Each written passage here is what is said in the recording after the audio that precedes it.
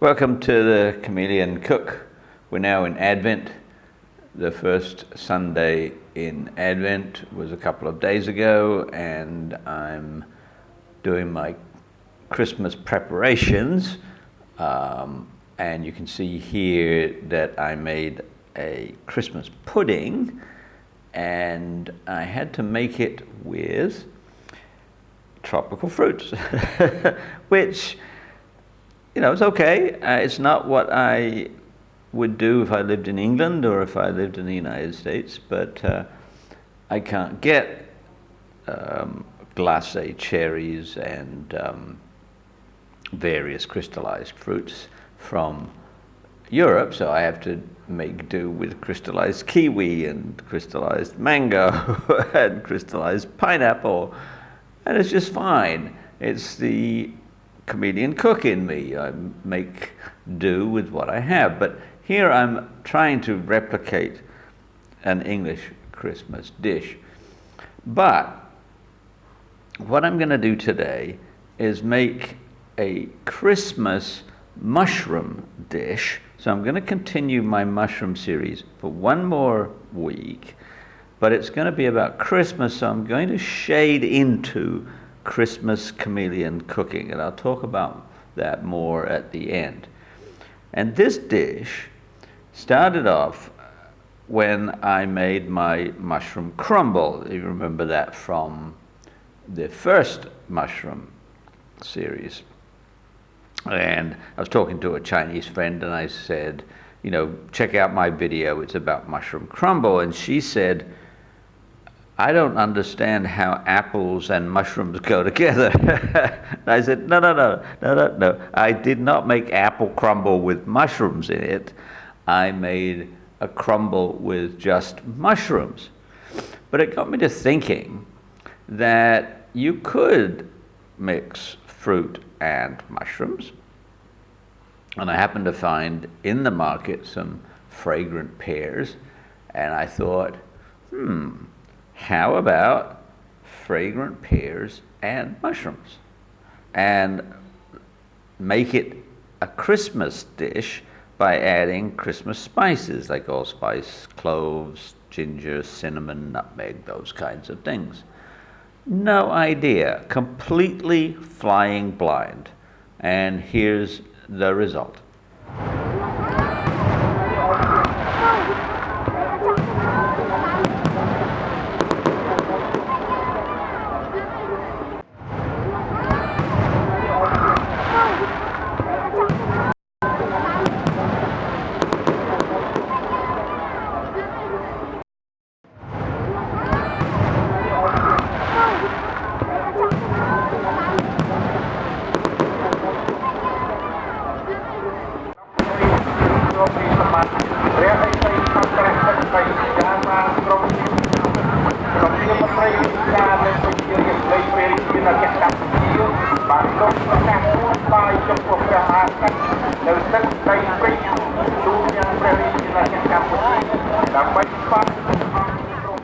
So here we have my skillet with the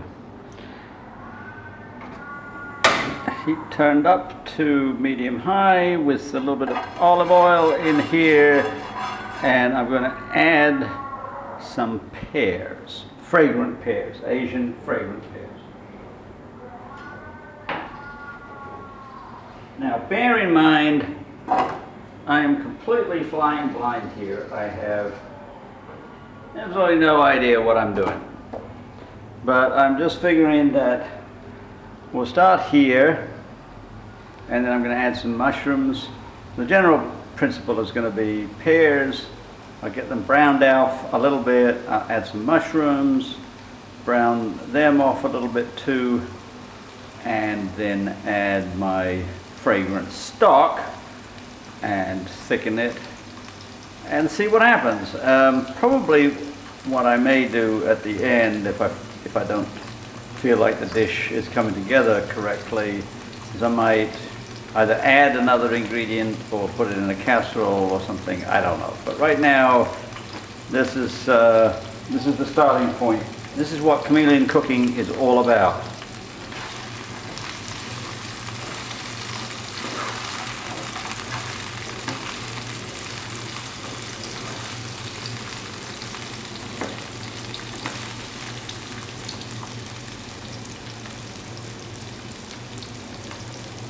Okay, just going to let that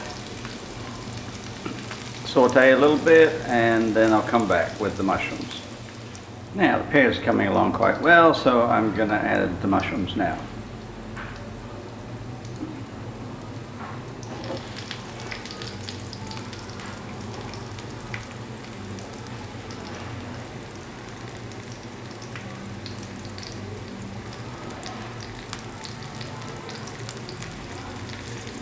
Now this is my usual mix of Asian mushrooms, the same kind of mix that I've been using up until this point. A little bit different proportions. It just depends on what I happen to be able to get at the market at the time. And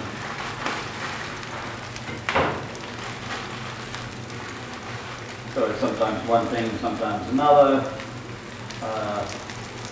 I'm not being particularly fussy because I like them all. And if I were making a very specific mushroom dish, I'd take much more care over which mushrooms I chose, because they are different.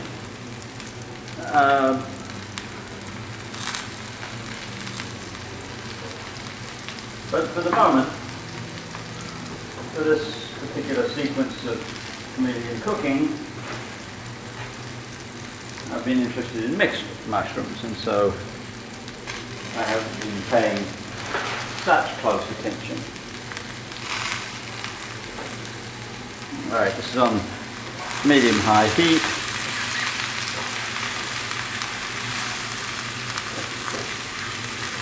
I want the mushrooms to take on just a little bit of colour, not a lot.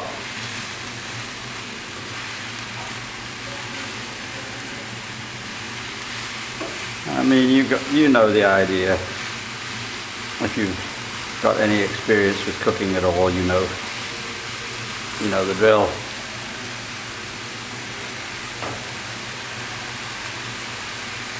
Alright, I'm just going to let them saute for a few minutes, and then I'll come back and add the stock.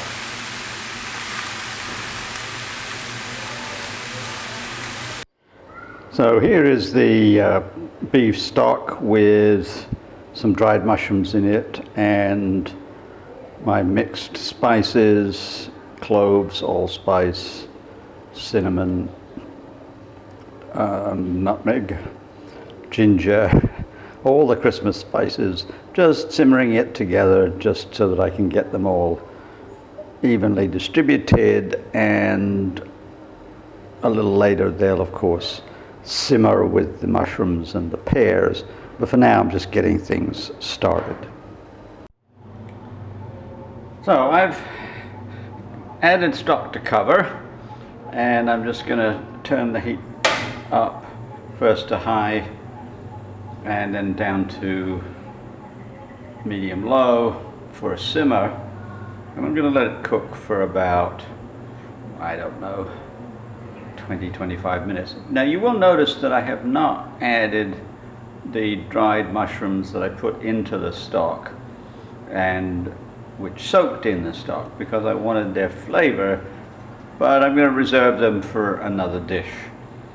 And if you look very closely, you will also notice, let me just pull it out so that you can see, that I have added a red pepper, because I want a little bit of energy in it.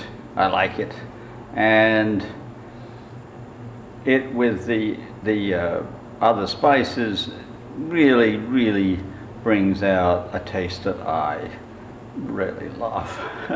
So let's keep that on a simmer now for about 25 minutes, and then we'll return. Well, we've been simmering for about 25 minutes, and it's all looking very good. Tastes really wonderful. Wish you could be here to smell the spices and the richness of everything. It's really wonderful. Now I'm going to have to make some decisions, but I think that my first decision is to refrigerate overnight.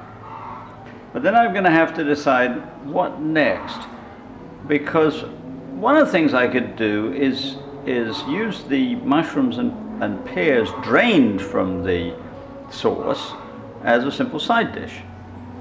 And I think I might do that. And then I might turn the remaining broth into a gravy. And that's the direction I'm heading in. But first of all, I'm going to refrigerate overnight because I want all of those delicious flavors to marry and mature. So here we are next morning. The dish has been in the refrigerator overnight. I'm going to just pop on the heat it through slowly, and I did overnight make the decision that I would take the mushroom and pear combination out of the sauce and use that as a side dish, and then make a gravy. And I can, use the gravy with the dish, or I can also use it with something like potatoes or meat. In fact, I think it would make a very good sauce for roast beef. And in that respect, this is a perfect side dish for a roast beef dinner on Christmas Day. And I'm also going to make a dish out of the dried mushrooms that I used to make the initial broth. And I'll make some photos of that a little bit later. But right now, let's just consider the dish as it is. I've tasted the sauce. It's very, very rich and very nice, very Christmassy, and a little bit spicy hot with the red pepper, but not too much. Not the kind of thing that would turn off your guests.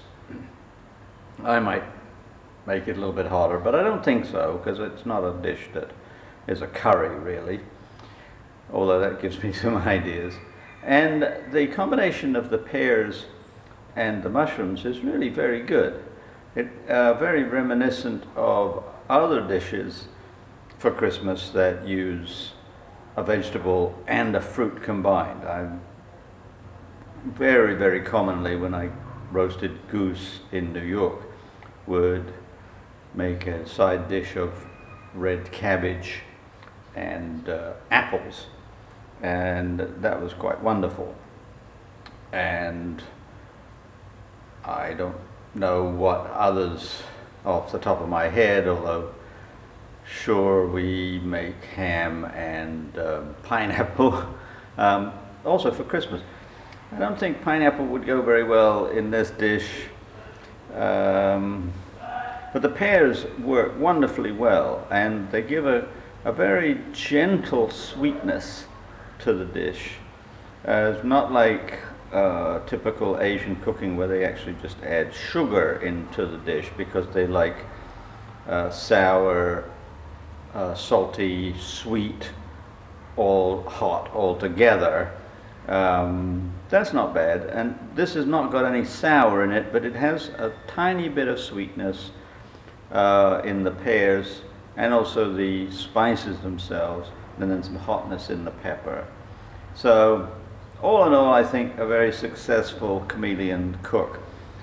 And what you're going to see in future videos until around Epiphany, I expect, is a shift into Christmas cooking, but it's going to be Chameleon Christmas cooking, which if you take the initials will be CCC.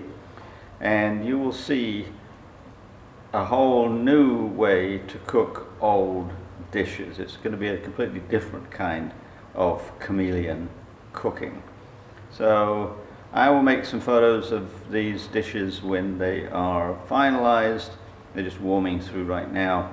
I'll plate up the mushrooms and pears and show you that.